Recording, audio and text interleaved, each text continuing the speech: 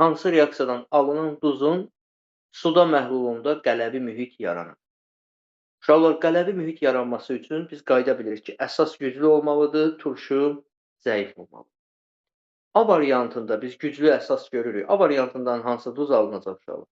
A variantında alınacaq əvəz etmə reaksiyasıdır. Alınacaq buradan ferium SO4, üzərinə gəlinsin mis. Burada ferium SO4-də ferium zəif əsasdır. Burada qələvi mühitdən söhbət gedə bilməz. Turş mühit.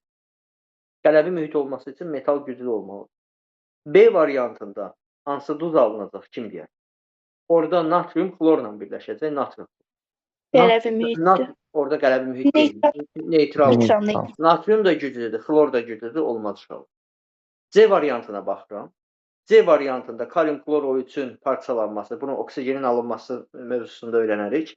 Oksigen dərsində öyrənərik. Oksigenin alınmasında var ki, bu parçalananda buradan alınır kalium klorid və oksigen. Yenə kalium klorid də ikisi də qüvvətlidir, neytraldır. Uşaqlar D variantında da görürsünüz ki, kuprum, orada kuprum SO4 alınacaq. Kuprum SO4-də də mis zəif əsasdır, SO4 qüvvətli turşudur, turş mühit verəcək. Amma Y variantı doğru cavabdır. Y variantındakı duzu parçalasaq turş duzdur, turş duz parçalananda verir normal duz, bir də müvafiq turşu.